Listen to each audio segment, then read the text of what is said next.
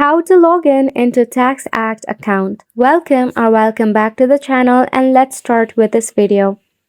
To log in into your TaxAct account, launch a preferred browser. In the search bar, search for TaxAct Account Login. In here, scroll down until you see the option of Sign in to your TaxAct account. Tap on the link. Now right here, to sign in into your TaxAct account, you need to enter your username. Then enter the password linked to your email address or the username.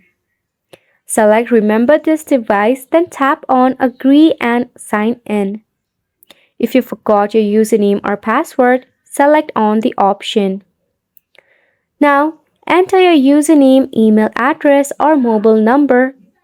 Then, select on the next option. It will send you a verification link or recovery link. Select on the chat icon if you want to chat with a bot or an agent. To do so, enter your name, email address, and select Begin Chat. It will help you to recover your account in case of forgotten credential. And it's a wrap for this video as well. Thank you so much for tuning in.